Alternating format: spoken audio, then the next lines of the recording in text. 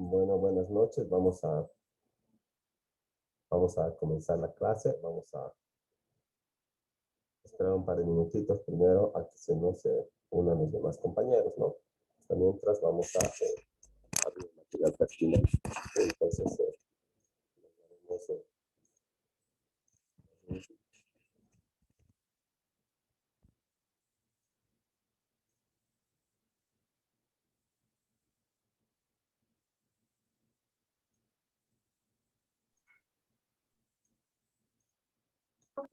bueno, buenas tardes. Vamos a comenzar, ¿no? Pero primero vamos a esperar 2 minutitos más a que se nos terminen de conectar los demás compañeros, ¿no? Para ya poder seguir avanzando, terminar esta clase y preparados para nuestro examen del siguiente viernes, ¿no? Entonces esperaremos esos 2 minutitos y por favor, hasta mientras estén poniendo su nombre en el chat grupal para contabilizar la asistencia, que es importante.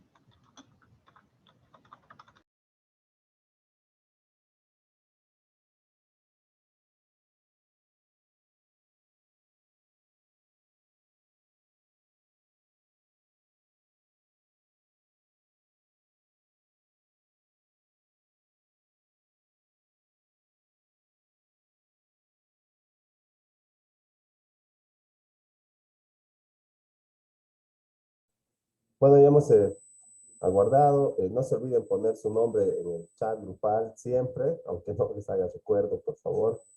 Es importante es un documento que hay que acompañar cada parcial de la asistencia, así que es importante más que nada para ustedes. En, eh, antes de empezar a continuar el avance, ¿no?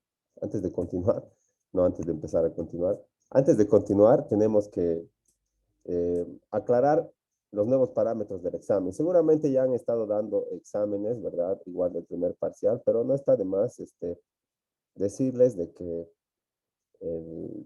por orden de coordinación, ¿verdad? Primero habíamos practicado el examen con 3 tipos de preguntas que eran de selección guiada, o sea, la selección múltiple con las opciones A, B, C o A, B, C, D.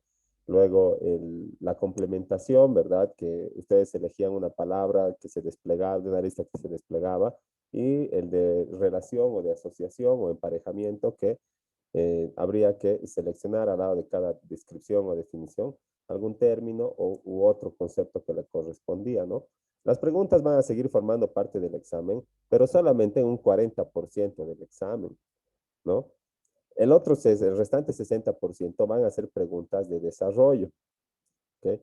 Entonces, ahí ya cambian las reglas del examen que habíamos puesto, ¿verdad? Entonces, y también como otro punto importante comentarles de que no nos han reducido el número de preguntas ni nos han ampliado el tiempo, ¿no? Nos han dicho dentro del horario de clase, valga decir, de 6:30 a 8, por ejemplo, ¿verdad? Va a estar habilitado el examen y ustedes van a tener, como ya les había adelantado, 1 hora para realizarlo, ¿no? Vale decir, eh, si empiezan 18:40, tendrán hasta las 19:40, ¿verdad?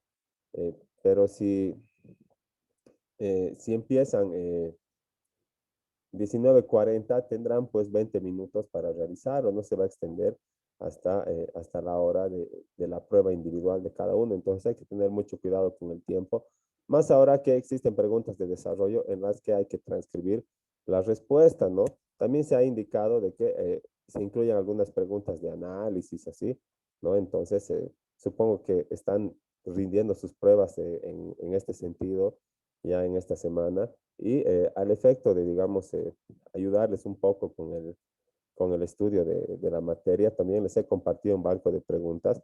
Bueno, ha causado un poco de confusión, ¿verdad? Porque eh, les he compartido junto con el mensaje más que era para el grupo de la tarde que tiene el examen mañana, ¿no? Entonces, era solamente una aclaración, ¿no? Estos son es el banco, es nuestro banco de preguntas, ¿no? De aquí se van a extraer las 20 preguntas que van a conformar el examen y que tienen que responder en máximo una hora. Nos han dicho que les demos entre 45 minutos a una hora, ¿no? Pero vamos a hacer el máximo, vamos a extender hasta el máximo, que sería una hora. Y entonces, y vamos a incluir estas preguntas que corresponden también y que están en el material que se ha compartido en el desarrollo de los temas de avance, ¿no? Pero ya está aquí todo centralizado, no se van a tomar otras preguntas que no conformen el banco de preguntas. En todo caso, son 50 preguntas, estaríamos hablando casi de la mitad, ¿verdad? Van a ser 20 preguntas el examen de 50, entonces son solamente 12 páginas de Word que tienen que estudiar, o que por lo menos tienen que conocerlas, ¿no? Para poder encontrar rápido las respuestas y poder, ya sea en su caso, escribirlas o las sacan de su memoria, ¿no? O tal vez pueden responder sin consultar el documento las preguntas que sean de selección múltiple y así optimizar su tiempo, ¿no? No es en realidad mucho tiempo, es cierto, así 20 preguntas en una hora son como a 3 minutos es a 3 minutos por pregunta, ¿no? Entonces, una pregunta de desarrollo puede tomar más de 3 minutos, pues. Entonces tendrían eh, que reducir a lo mínimo el tiempo, lo más que puedan en las preguntas de selección múltiple, a efecto de que tengan más tiempo en las preguntas de desarrollo, ¿no? Eso nada más, así que ya lo tienen ahí, el banco de preguntas. Está una semana antes del examen, así que váyanlo leyendo de a poco, no está tampoco difícil, no es nada que nos haya avanzado. Y por otro lado, bueno, no hay más que decir de las actualizaciones, digamos, del examen. Y eh, no sé si tienen alguna duda o algo que decir respecto al banco de preguntas, tal vez ya lo han revisado o no, hay algo que no está claro. Entonces, les estoy escuchando. No, personalmente yo lo empecé a revisar y no tengo duda. Una más. Ok, Lice, buenas buenas noches. noches, ¿cómo estás? Yo tengo una pregunta. Sí, Eh, en cuanto, digamos, culmina nuestro tiempo y no, tenemos entendido de que nos vota del examen, ¿no? ¿Y qué pasa que cuando habilitan una segunda opción para otros compañeros o volvemos a ingresar y volvemos a llenar? Una vez que el otro examen se ha terminado, a usted ya le entrega, ¿no ve? Y si volvemos a realizar otro examen, o sea, le llegan los dos exámenes. en en el caso de las dificultades técnicas, ¿verdad? Como les han señalado, que bueno, pueden surgir varias. El, el estudiante se comunica con el docente y nosotros docentes habilitamos un intento más. La verdad es que cuando ustedes terminen el primer intento ya se va a enviar, ¿no? Pero al momento de que nosotros modifiquemos, no podemos modificar para un solo estudiante, ¿verdad? ¿No? Es un solo estudiante el que va a presentar el justificativo, por ejemplo, ¿verdad? El que va a compartir su captura de pantalla de que se le ha colgado el sistema, por ejemplo, ¿no?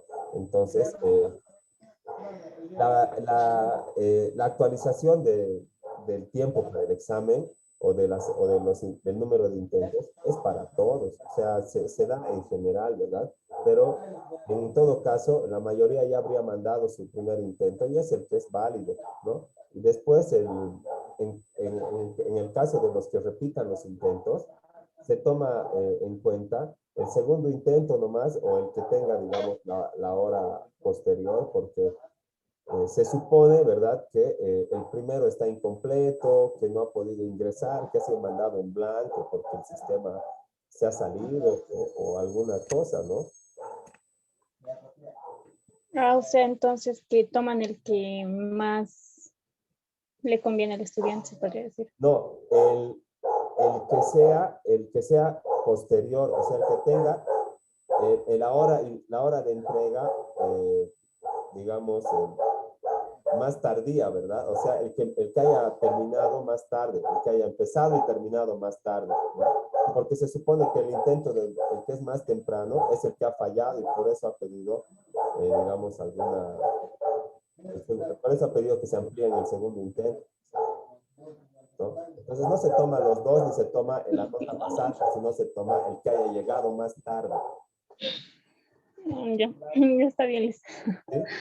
¿Sí? Se entiende, ¿no? Sí. Ok, entonces, ¿alguna pregunta más?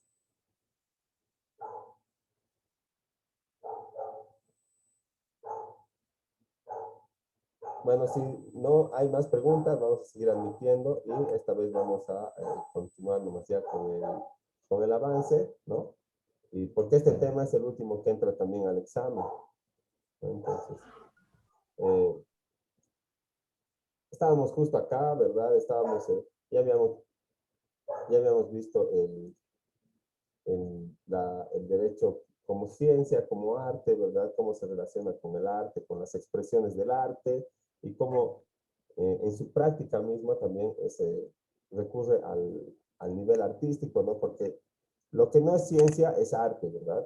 En la práctica humana. Así que, si bien habíamos visto desde el punto de vista del juez, eh, existen teorías y todo, la sentencia es producto de sus principios, de la subjetividad del ser humano que está fungiendo como juez, ¿no? Entonces, desde ese punto de vista, también recurre al arte, también cuando extrae del arte, por ejemplo, escénico, ¿verdad? Las técnicas para poder exponer sus argumentos, ¿no? Y también de la literatura para poder realizar, digamos, en la parte escrita, que en el derecho civil todavía predomina, en el derecho civil todavía predomina la parte escrita. No existe todavía una total oralidad. Antes todo era escrito, ¿no? Pero ahora penal es totalmente oral, recurre todavía a la escritoriedad, pero muy poco, y civil es al revés, ¿verdad? Recurre muy poco a la oralidad, ¿no? Existe, digamos, una audiencia en un proceso ordinario, la conciliación también es oral, pero todavía tienes que pedir por escrito, ¿verdad? Todo el proceso se lleva por escrito en civil, y en los procesos ordinarios existe una audiencia, ¿no? Y en los ejecutivos puede que exista audiencia, pero por lo general no, ¿no? Entonces, el- la literatura, ¿verdad? O esta expresión del arte literario es importante para poder ejercer la práctica jurídica, ¿no? Es importante para el jurista desde todo punto de vista, ¿no? Desde el que ejerce la abogacía libre y desde el punto de vista también de los que son los funcionarios públicos o los que están a cargo de administrar justicia, ¿no? Ambos aplicamos eh, esta escritoriedad, ¿verdad? No, recurrimos a la escritoriedad porque es la forma eh, es la forma establecida de hacer valer nuestros derechos, ¿no? El Código de Procedimiento Civil dice en su artículo 110 eh, todos los requisitos que tú tienes que, que tienen que contener tu demanda y lo que tienes que acompañar, ¿no? Entonces, aunque tengas derecho y todo, ¿verdad? Tienes derecho de demandar, de reclamar, de recurrir a la autoridad, pero tienes que cumplir con la forma, ¿no? Entonces, en esa forma todavía recurrimos a la escritoriedad o a la oralidad desde cualquier punto de vista, vamos a rayar en el arte, ¿no? Cuando estemos haciendo la práctica jurídica, pero siempre apoyados de la ciencia, ¿no? Entonces, hasta ahí habíamos estado, ¿no? Luego, ahora nos toca ver lo que piensan, ¿no? Algunos filósofos contemporáneos del derecho, ¿no? Acerca de cuál es el objeto, la esencia del derecho y cómo tal vez se conceptualiza esto, ¿no? Desde el punto de vista de cada uno, que como les digo, son nomás actuales. Bueno, si bien han vivido antiguamente, ¿verdad? porque son como de 1800, algunos de 1900, ¿no? Todavía sus ideas son, se pueden aplicar, ¿no? En nuestros tiempos y mucho, mucho más que las de los filósofos antiguos, ¿no? Entonces vamos a ir viendo, John Austin se llama, ¿no? Que es un filósofo del derecho, ¿no? En general, que, que tiene una propia concepción del, del derecho mismo, ¿verdad? Señala que el derecho, o todo lo que es derecho, tiene que ser un mandato, ¿no? Entonces, un mandato siempre es una orden, ¿verdad? Una orden que emana de un superior y que se le imprime, se le da a un inferior para que éste la cumpla, ¿verdad? Entonces es una orden, ¿no? Por eso señala que Austin dice que el derecho es un conjunto de órdenes dictadas por un soberano y respaldadas por la amenaza de la sanción. Y de ello se deduce que Austin tiene una concepción positivista del derecho, porque en ningún momento hace relación a la moral, ¿verdad? Solamente a una actividad positiva de quién, del soberano, le llama él, ¿verdad? Que sería el autor del mandato, de la orden, ¿verdad? Del superior, ¿no? Entonces, este soberano es el que va a dar las órdenes y que va a amenazar con una sanción al incumplimiento, ¿no? Entonces, ese conjunto de órdenes que dicta el soberano, eso es el derecho, ¿no? El soberano puede ser un rey, un monarca, puede ser eh, el pueblo, ¿verdad? O puede estar,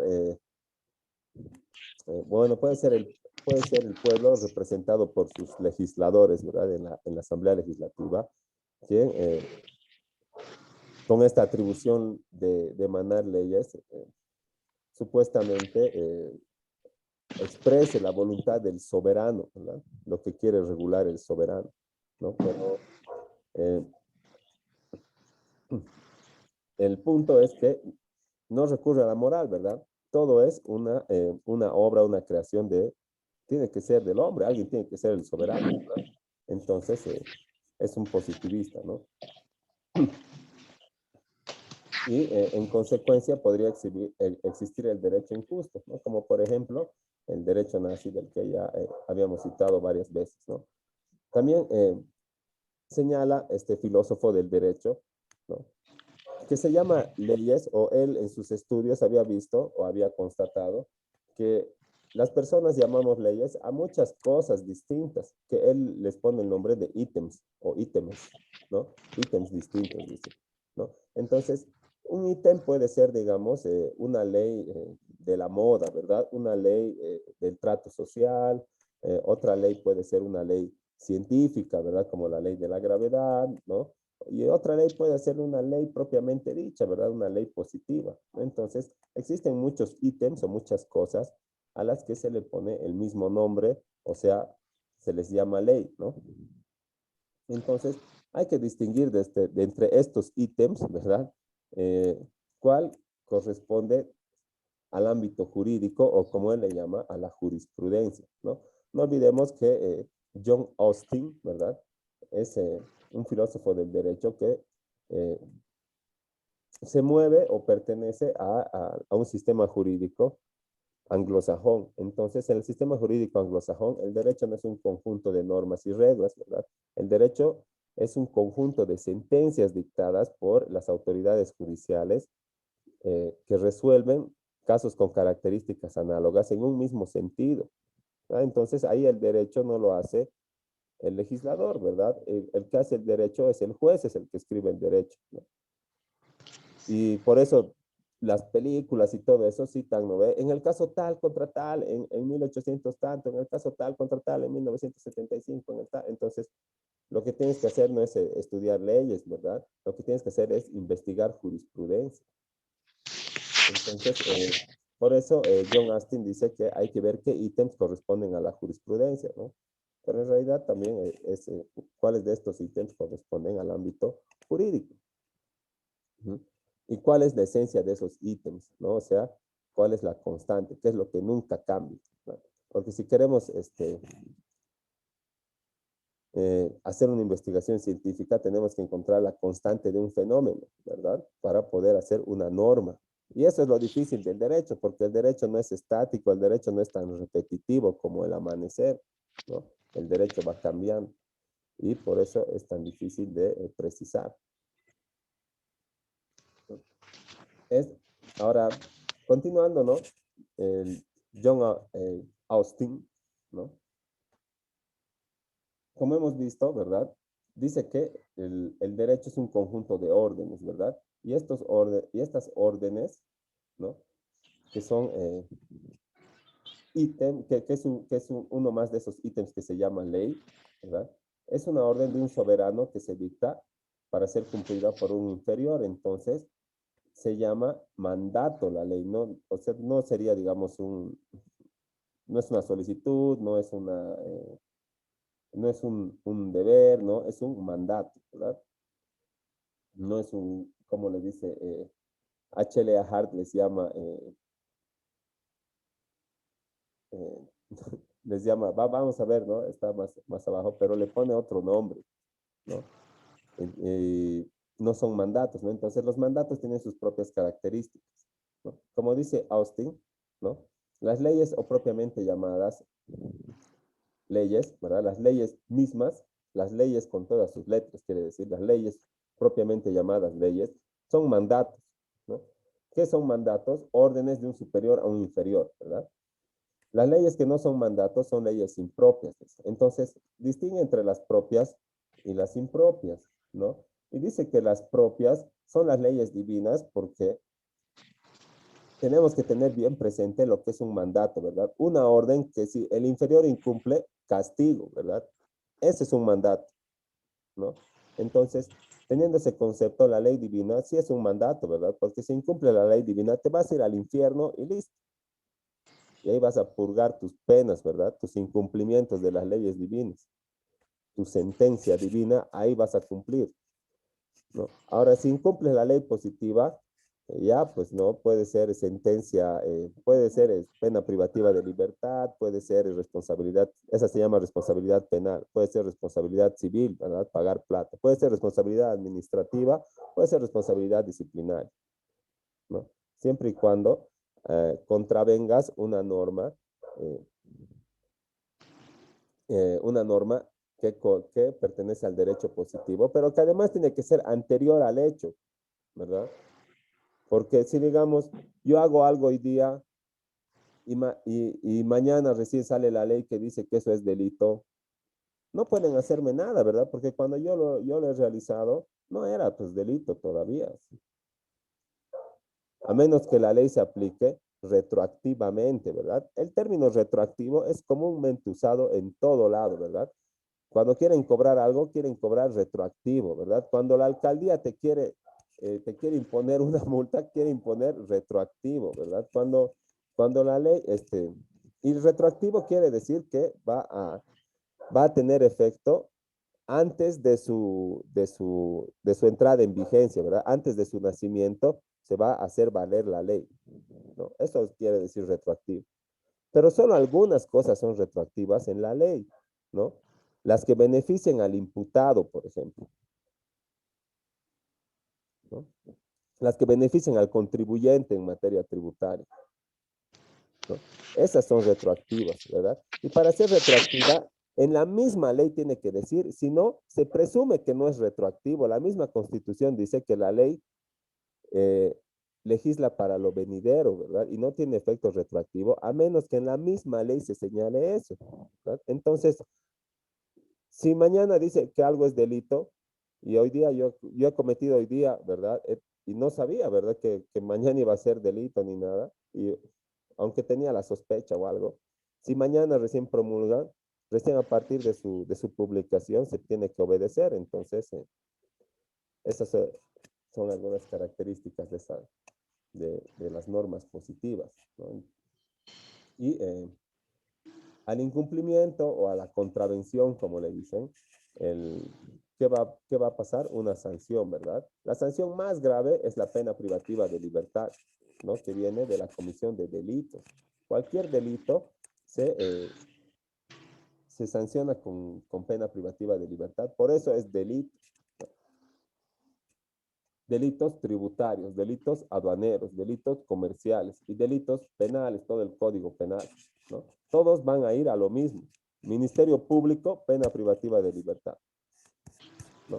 Lo demás ya vía administrativa puede ser, te arreglas con la alcaldía nomás, con la aduana nomás, ¿verdad? O puede ser vía disciplinaria, ¿no? Te arreglas nomás con tu institución, te castigan, te dicen ya sin goce de haberes o amonestación, ¿no? Pero en todo caso implica una sanción, ¿no? Y además también está dentro de las leyes propias, las leyes propiamente llamadas leyes, una parte de la moralidad positiva. ¿Qué es la moralidad positiva? Son las reglas que rigen en una sociedad determinada, pero que no están escritas. Ya habíamos hablado de eso, ¿no? Ese producto de la habitualidad y, digamos, del consuetudo, del comportamiento consuetudinario, ¿no? Y solamente rigen en una sociedad determinada, en un tiempo determinado, ¿no?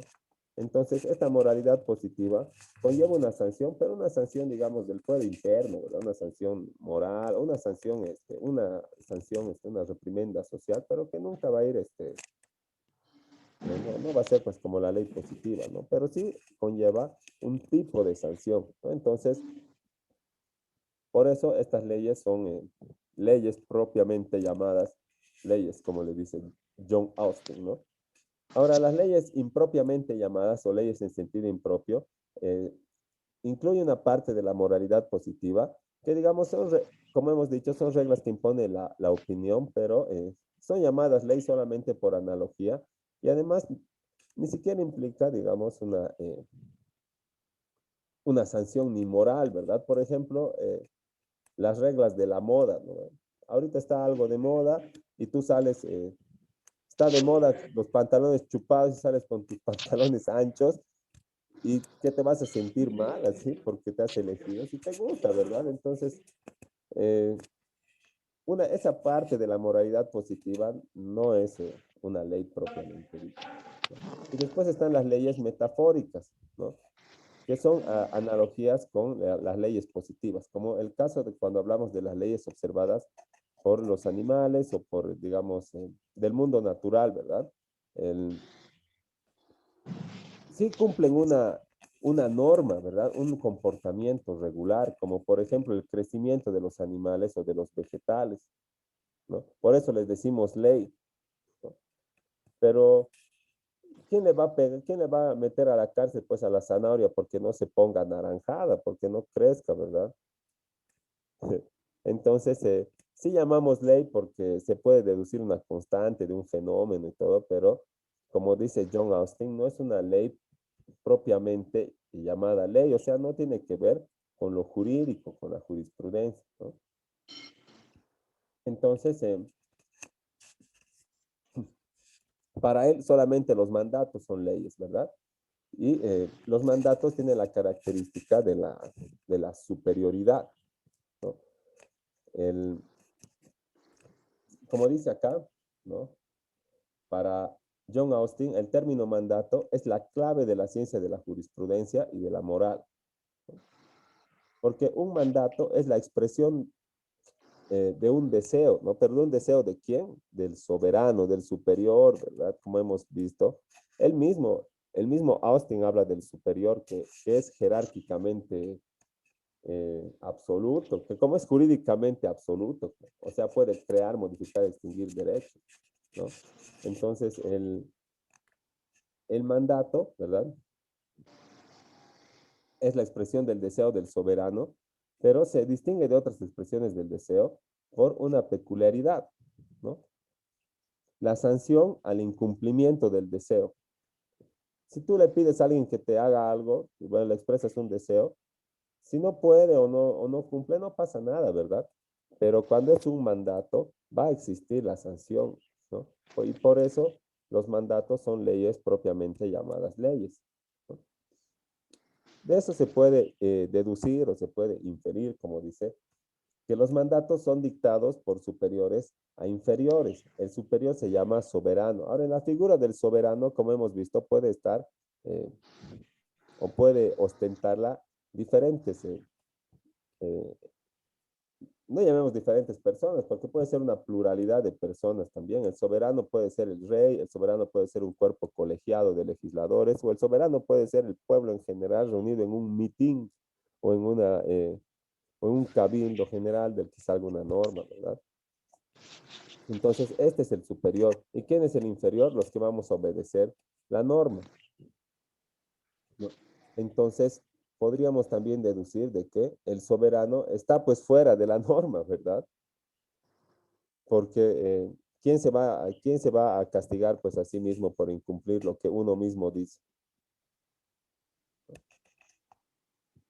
Y en el caso de Bolivia, los legisladores estarían fuera de la norma si estaríamos razonando como John Austin, ¿verdad? No les debería aplicar porque ellos son el soberano, ¿no? Pero él responde diciendo de que no, pues no les afecta como legisladores, les afecta como ciudadanos, ¿no? Pero bueno, es la respuesta que da a esa observación, ¿no? Y incluye de estas sanciones o de este tipo de normas a las normas o a la posibilidad de incluir en las normas a los premios o a la posibilidad de incluir en los mandatos, ¿verdad? En los mandatos a los premios, ¿no? Porque dice que, bueno, otros filósofos como Locke y Bentham sí incluían a los mandatos dentro de, perdón, a los premios dentro de los mandatos, ¿no? También se consideran las leyes como mandatos estos dos, ¿no? Pero también incluían los premios, porque dice que si una ley te ofrece un premio, entonces también va a hacer que cumplas la norma, ¿verdad? Pero John Austin dice que el premio no es lo mismo que la sanción, porque la sanción siempre implica infligir un daño, mientras un premio es solamente, y por eso te obliga, ¿verdad? Por el miedo al daño, pero un premio es solamente una sugestión para cumplir el deseo. Y da a entender de que el, al ser un premio no conlleva una sanción a su incumplimiento, ¿verdad? La única sanción sería que no te premien. Entonces, eso en cuanto a la superioridad y los mandatos. Eh, si tienen alguna duda hasta aquí, antes de que eh, se nos termine el tiempo, entonces les escucho, si no, nos vamos al receso 5 minutitos para volver después y terminar con el tema. Yo una consulta, ¿de qué época exacto es John Austin? Usted dijo que es anglosajón, ¿eh? ¿Es de Estados Unidos o de Estados Unidos mayormente? ¿No? Sí, sí, es de Estados Unidos, ¿no? Pero no es o sea, no es Estados Unidos no es el único país o el único sistema jurídico que pertenece a la escuela, ¿no? Sino existen varios, ¿no? Pero sí es de Estados Unidos, John Austin, ¿no? El John Austin es ahorita digo, es de la segunda mitad de los 1800 hasta el principio de 1900, así. Pero es una teoría interesante esta de los mandatos, ¿no?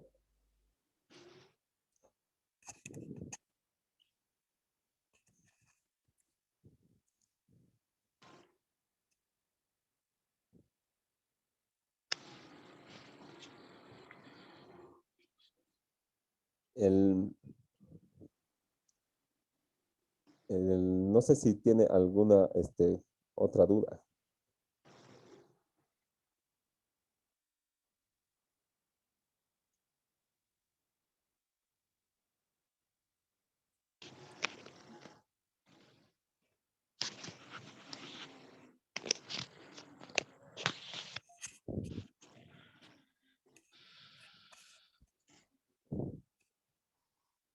Entonces, ¿alguien,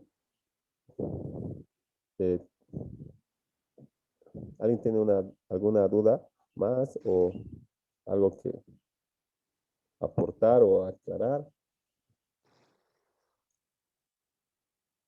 Otra consulta, esto igual se lleva con el otro sistema que nosotros manejamos, ¿eh? Algunas cosas yo veo igual que han aplicado. Eso igual es, no solamente lo aplica, se aplica en el modelo anglosajón, ¿eh? Sí, pero es que la filosofía del derecho también, pucha, también aplica, digamos, al sistema de la familia romana, ¿verdad? Pero si estamos hablando desde una concepción positivista, ¿verdad? El, porque estábamos hablando de leyes como mandatos, ¿verdad? Nosotros no estamos hablando de jurisprudencia como mandatos, como estaría hablando John Austin, ¿verdad? Pero, o sea, también aplica, ¿no? Son teorías, ¿no? No es, no es específico para un sistema.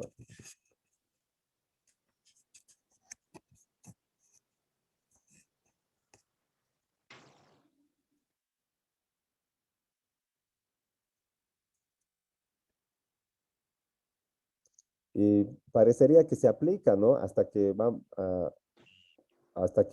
veamos las críticas que surgen también de otros filósofos del derecho a este sistema de mandatos que es sostenido por John Austin y que es copiado de Bentham, que es su profesor de él, pero lo vamos a ver después porque el que más ha desarrollado la teoría del mandato es él, John Austin, pero la ha sacado de su profesor que es Jeremy Bentham, ¿no?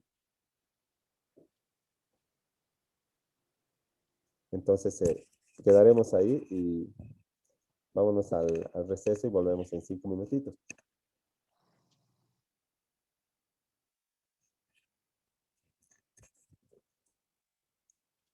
Hasta luego.